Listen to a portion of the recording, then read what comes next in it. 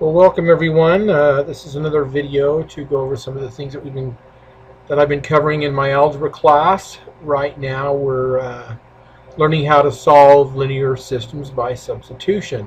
Now, linear system, to review your mind on what that is, it's where you are solving two or more equations at one time. So, on number 3, this is, I think, worksheet 6.2b that I gave out today, and some of you are going to be doing that for homework.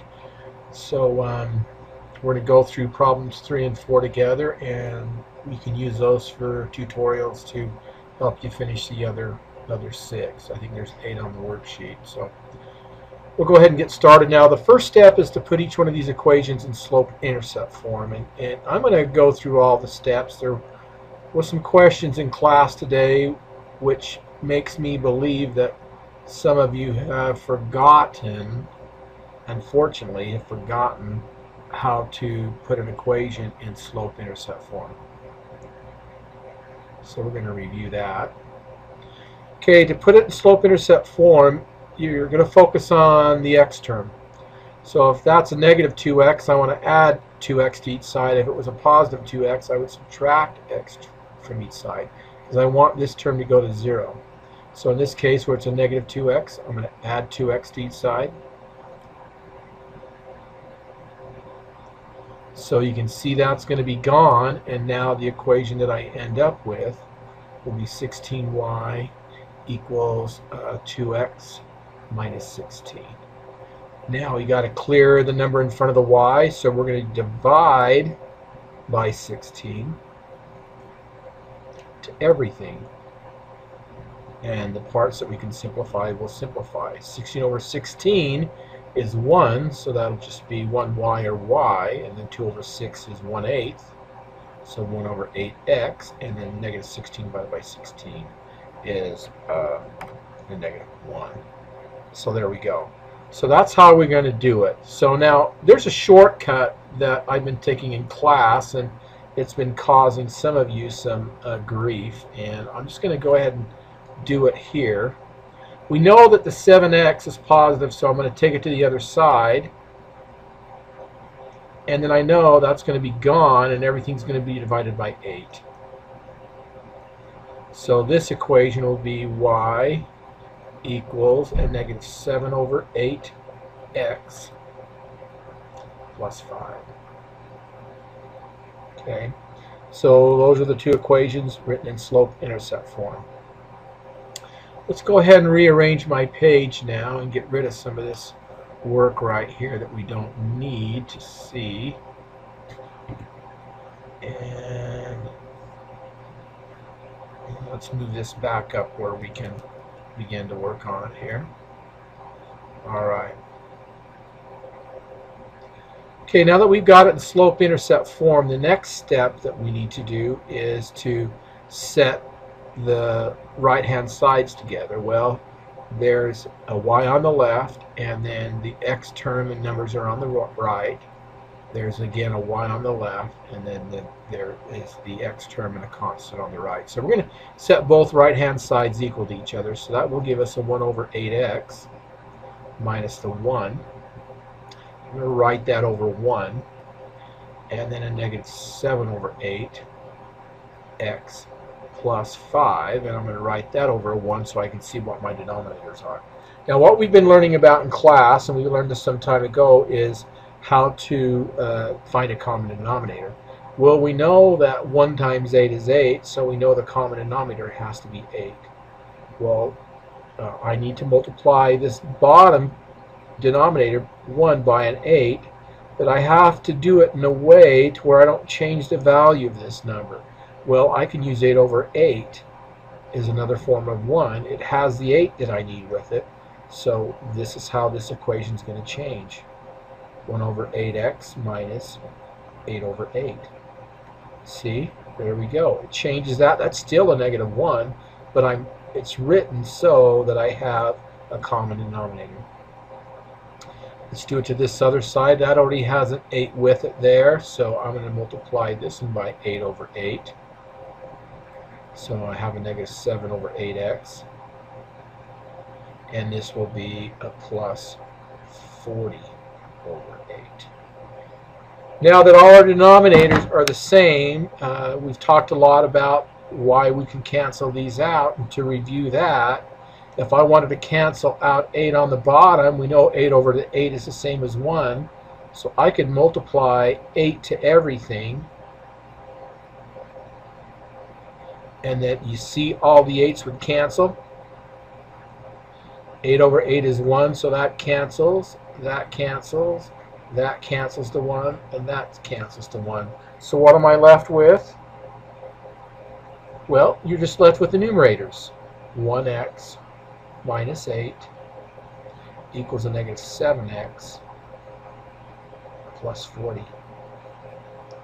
So from something that was really kind of weird like this, up here at the top, looking at the both right-hand sides, we end up with something that's a nice straight integer equation it's very easy to solve. So I'm going to keep my x's positive, so I'm going to add 7x to each side. We know that becomes 8x. Here that becomes 0, so the x on the right-hand side's gone. Since I'm getting my x's on the left-hand side, I want to get my numbers on the right-hand side. So to get a negative 8 to go to 0, I'm going to add 8, because a negative 8 plus 8 is 0.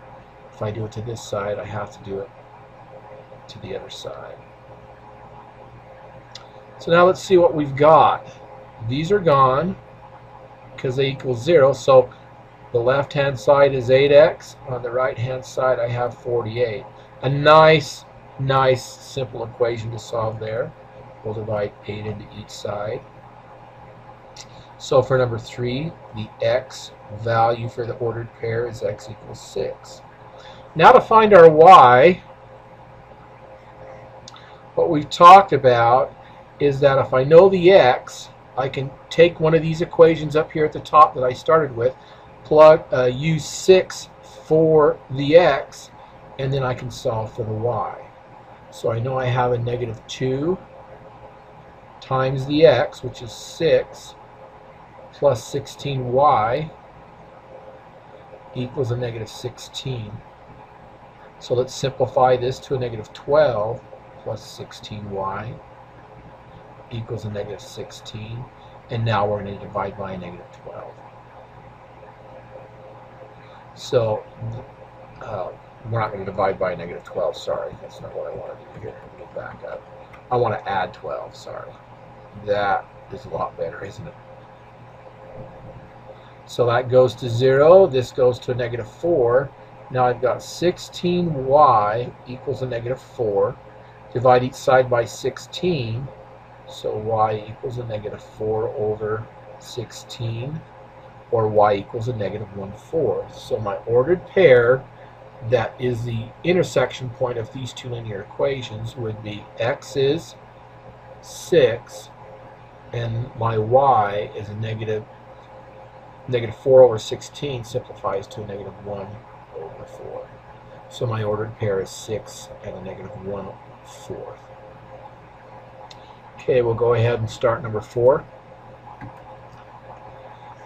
Okay, out of these two, it looks like number 4 is a little bit easier than number 3. If you look at this equation here, this one is already put in slope-intercept form. And what I'm going to do is I'm just going to insert some 1s in the denominator so I can see what on my denominator it will be. So now if I look at this one, I have 2x. I'm going to subtract 2x from each side. So that's gone. If I subtract 2x, it goes to 0. And I'm going to divide everything by 7.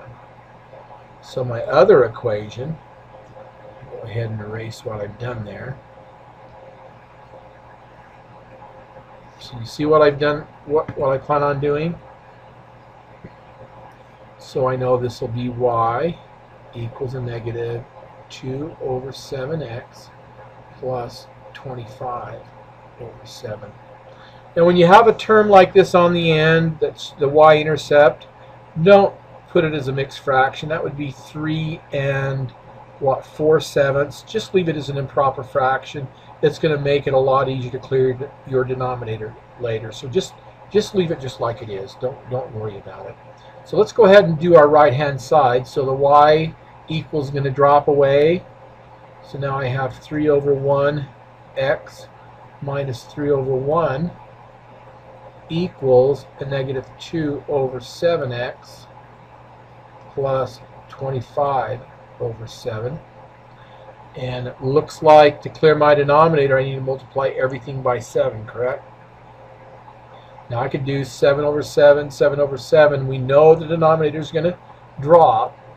So I'm just going to kind of speed the process up. I know I have to multiply these two by a 7. So that will give me 21x minus 21. Now these already have a 7 in the bottom, so a negative 2x plus 25.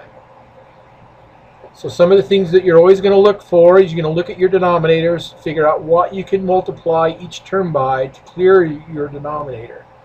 And then do that to the numerators, and then just drop your denominators off.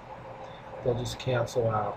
So I'm going to add, I'll change to blue here, I'm going to add 2x to each side. That gives me a 23x. We know that one goes to 0. And a negative 21, I want to get it to the right-hand side. So I will add 21 to this side. Negative 21 plus 21 is 0. So that gives me 46. So now I have 23x equals 46. I can divide each side by 23.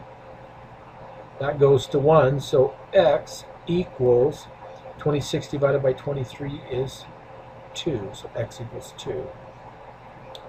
Now with that being done, let's go ahead and find my y. Well, which equation do you want to use? Well, this is definitely the easiest one. So I'm going to have y.